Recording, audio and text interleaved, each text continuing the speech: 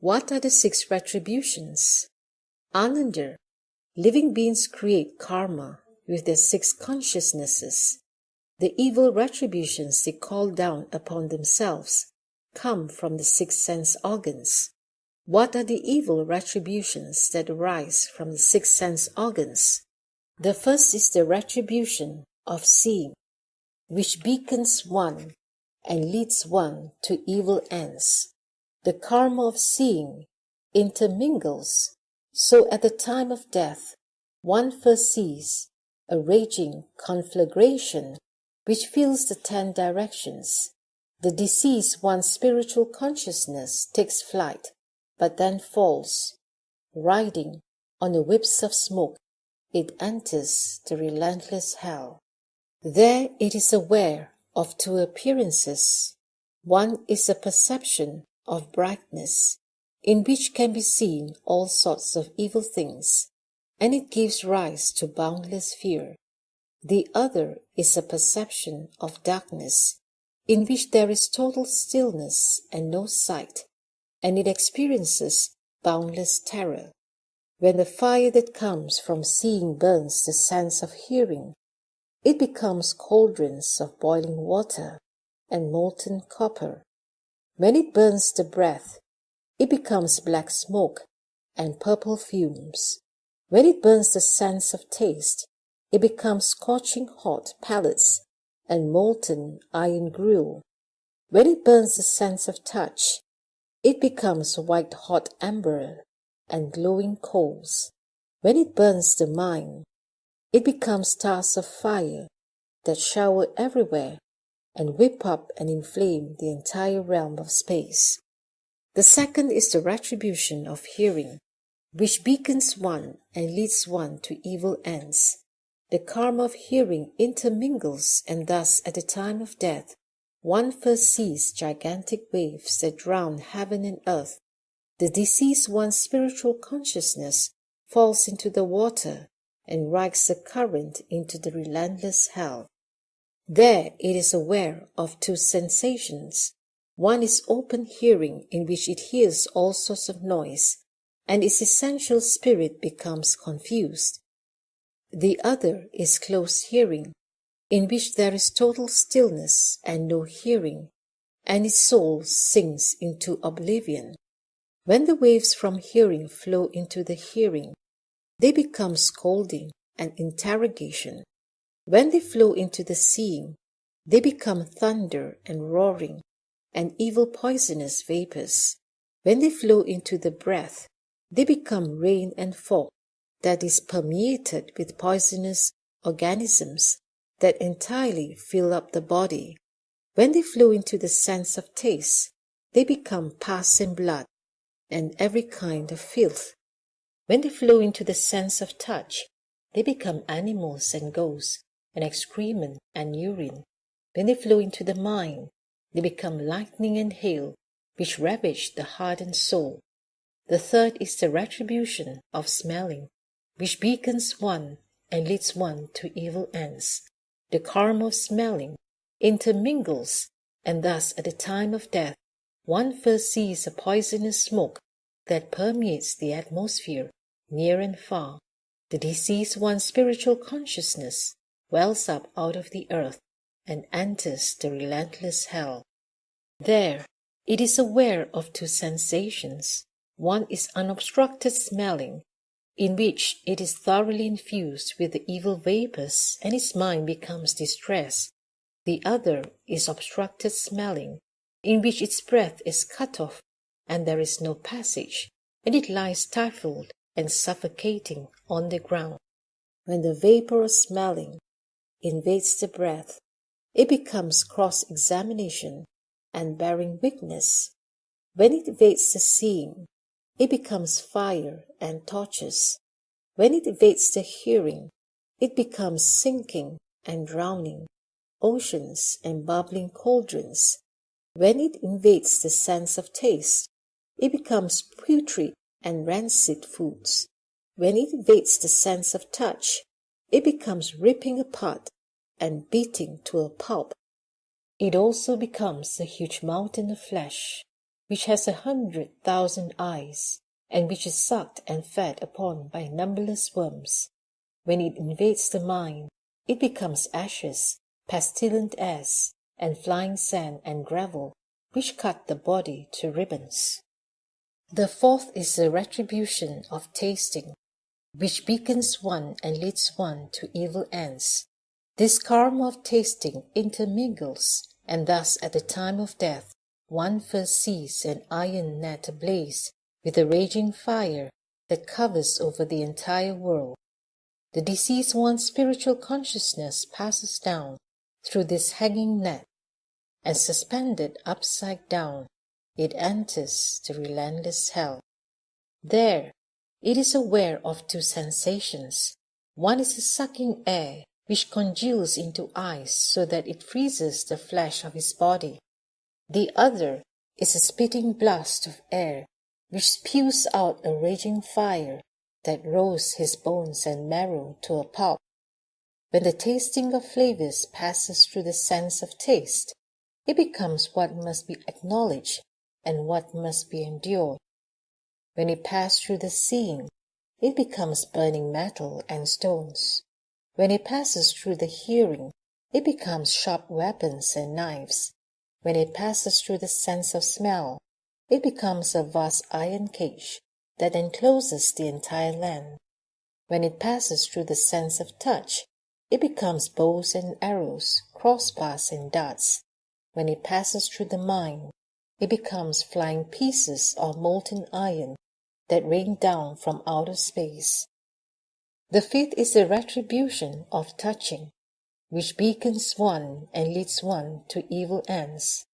The karma of touching intermingles, and thus, at the time of death, one first sees huge mountains closing in on one from four sides, leaving no path of escape. The deceased one's spiritual consciousness then see a vast iron city, fiery snakes and fiery dogs, wolves, lions, ox-headed jail-keepers and horse-headed raksasas, brandishing spears and lances, drive it into the iron city toward the relentless hell. There, it is aware of two sensations. One is touch that involves coming together, in which mountains come together to squeeze its body until its flesh, bones, and blood are totally dispersed. The other is touch that involves separation, in which knives and swords attack the body, ripping the heart and liver to shreds. With this touching passes through the sensation of touch, it becomes striking, binding, stabbing, and piercing. When it passes through the seeing, it becomes burning and scorching. When it passes through the hearing, it becomes questioning, investigating, court examinations and interrogation. When it passes through the sense of smell, it becomes enclosures, bags, beating and binding up. When it passes through the sense of taste, it becomes plowing, pinching, chopping, severing. When it passes through the mind, it becomes falling, flying, frying, and broiling. The sixth is the retribution of thinking, which beacons one and leads one to evil ends. The karma of thinking intermingles, and thus at the time of death, one first sees a foul wind, which devastates the land. The deceased one's spiritual consciousness is blown up into space, and then spiraling downward, it rides that wind straight into the relentless hell. There it is aware of two sensations. One is extreme confusion, which causes it to be frantic and to race about ceaselessly. The other is not confusion, but rather an acute awareness, which causes it to suffer from endless roasting and burning, the extreme pain of which is difficult to bear. When this deviant thought combines with thinking, it becomes locations and places. When it combines with seeing, it becomes inspection and testimonies. When it combines with hearing, it becomes huge crushing rocks, ice and frost, dirt and fog. When it combines with smelling, it becomes a great fiery car, a fiery boat, and a fiery jail. When it combines with tasting, it becomes loud calling, wailing, and regretful crying. When it combines with touch, it becomes sensations of large and small, where 10,000 births and 10,000 deaths are endured every day, and of lying with one's face to the ground. Ananda, these are called the 10 causes and 6 retributions of the hells, which are all created by the confusion and falseness of living beings. If living beings create this evil karma simultaneously, they enter the Avicii hell and endure limitless suffering, passing through limitless kalpas. If each of the 6 sense organs create them, and if what is done includes each state and each sense organ, then the person will enter the 8 relentless hells. If the 3 karmas of body and mouth and mind commit acts of killing, stealing, and lust, the person will enter the 18 hells. If the 3 karmas are not all involved, and there is perhaps just one act of killing and or of stealing, then that person must enter the 36 hells. If the sense organs of sight alone commits just one karmic offense, then that person must enter the 108 hells. Because of this, living beings who do certain things create certain karma, and so in the world they enter collective hells, which arise from false thinking, and which originally are not there at all. And then Ananda, after the living beings have slandered and destroyed rules and deportment, violated the Bodhisattva precepts, slandered the Buddha's nirvana, and created various other kinds of karma, passed through many kalpas of being burned in the inferno, they finally finish paying for their offenses and are reborn as ghosts. If greed for material objects was the original cause that made the person commit offenses, then after he has finished paying for his crimes, he takes shapes when he encounters material objects, and he is called a strange ghost. If it was greed for lust that made the person commit offenses, then after he has finished paying for his crimes, he takes shape when he encounters the wind, and he is called a drought ghost. If it was greed to lie that made the person commit offenses, then after he has finished paying for his crimes, he takes shape when he encounters an animal, and he is called a May ghost. If it was greed for hatred that made the person commit offenses, then after he has finished paying his crimes, he takes shape when he encounters worms, and he is called a cool poison ghost.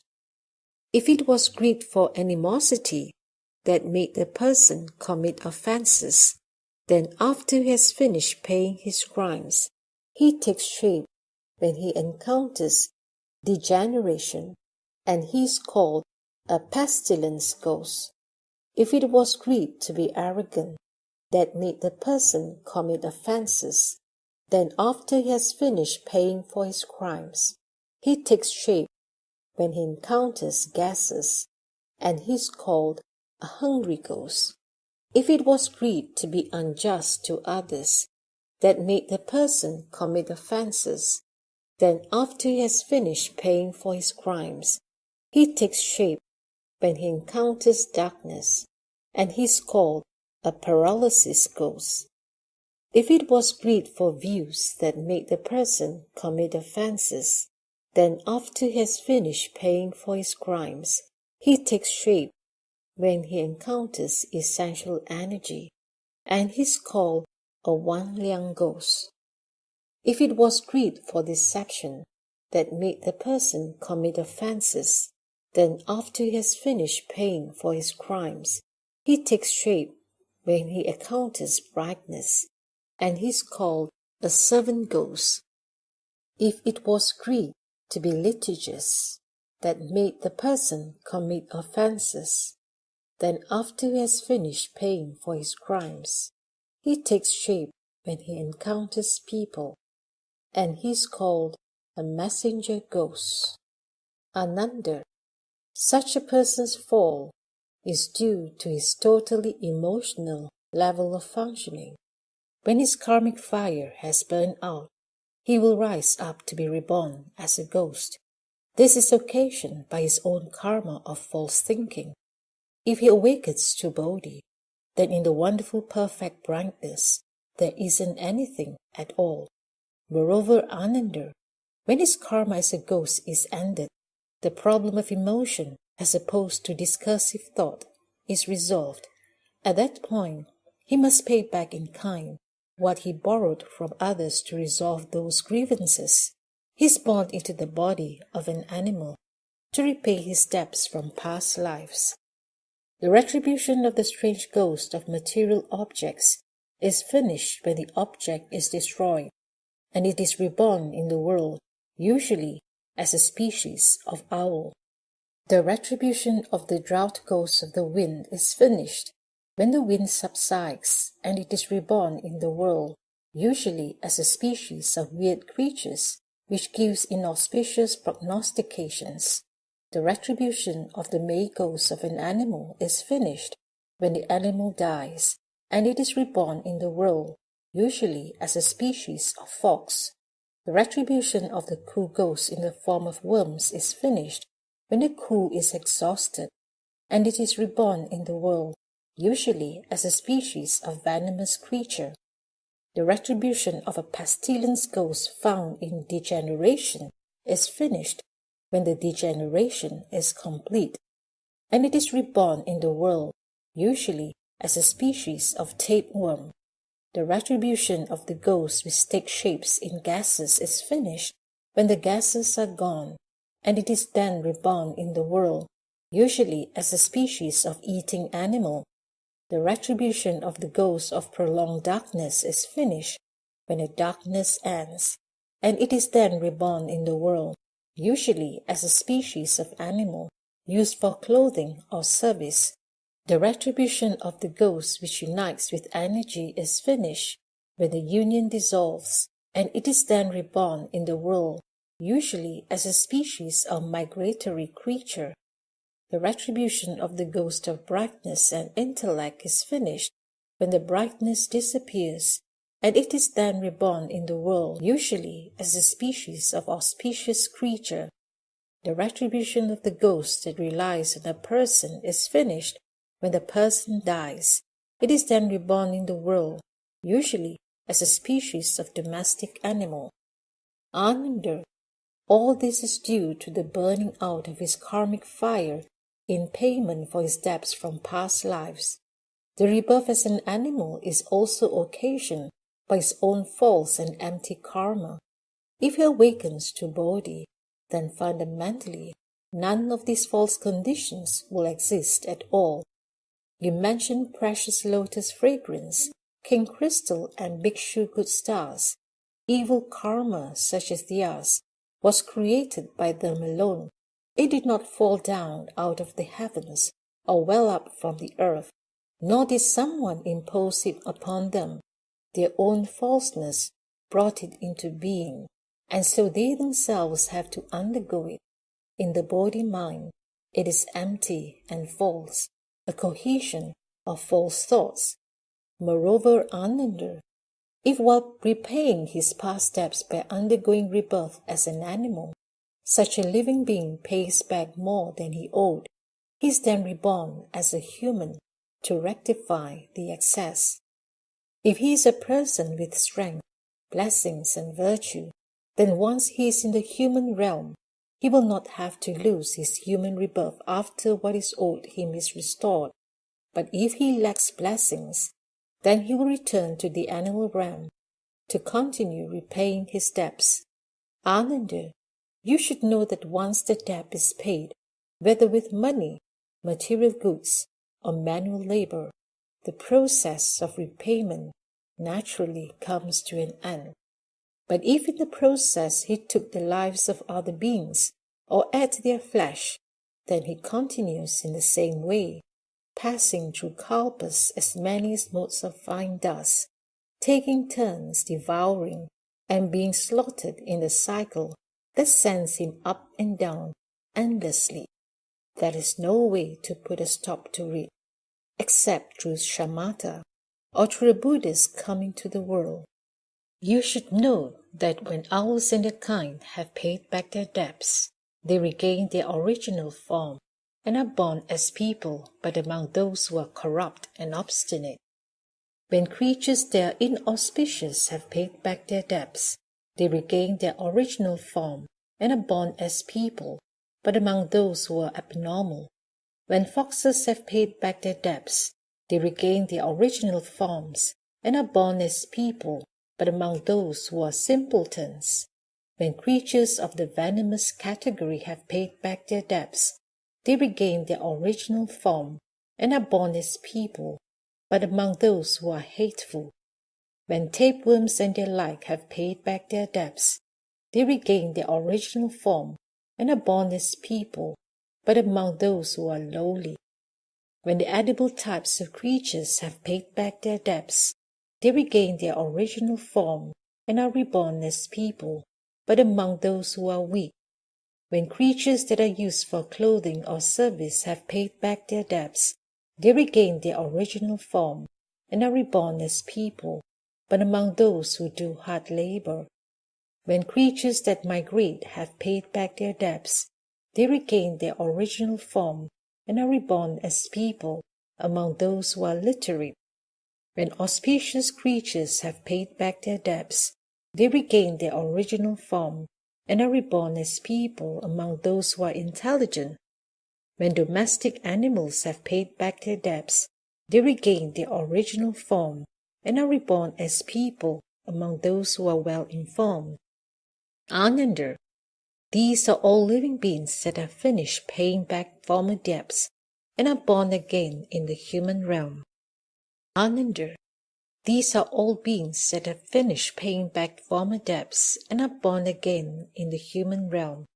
They are involved in a beginningless scheme of karma and being upside down in which their lives are spent killing one another and being killed by one another. They do not get to meet the Daskam one or hear the proper Dharma. They just abide in the wearisome dust, passing through a repetitive cycle. Such people can truly be called pitiful. Furthermore, Ananda, they are people who do not rely on proper enlightenment to cultivate samadhi, but cultivate in some special way that is based on their false thinking, holding to the idea of perpetuating their physical bodies. They roam in the mountains and forests, in places people do not go, and become 10 kinds of immortals. Ananda, some living beings with unflagging resolution made themselves so strong with doses of medicine. When they have perfected this method of injection, they are known as earth-traveling immortals. Some of these beings with unflagging resolution make themselves strong through the use of grasses and herbs. When they have perfected this method of taking herbs, they are known as flying immortals. Some of these beings with unflagging resolution make themselves strong through the use of metal and stone. When they have perfected this method of transformation, they are known as roaming immortals. Some of these beings with unflagging resolution make themselves strong through movement as cessation. When they have perfected their breath and essence, they are known as space-traveling immortals. Some beings with unflagging resolution make themselves strong by using the flow of saliva. When they have perfected the virtues of this moisture, they are known as heaven-traveling immortals. Some beings with unflagging resolution make themselves strong with the essence of sun and moon. When they have perfected the inhalation of this purity, they are known as immortals of penetrating conduct. Some beings with unflagging resolution make themselves strong through mantras and prohibitions.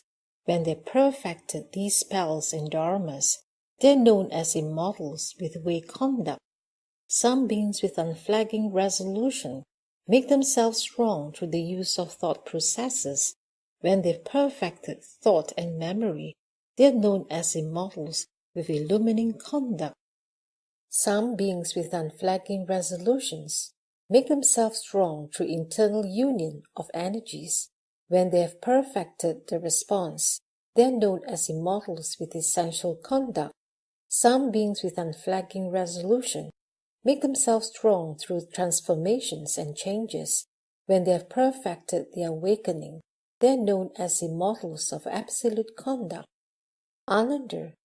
These are all people who smelt their minds but do not cultivate proper enlightenment. They obtain some special principle of life and can live for thousands or tens of thousands of years. They retire deep into the mountains or onto islands in the sea and cut themselves off from the human realm. However, they are still part of the turning wheel because they flow and turn according to their false thinking and do not cultivate samadhi.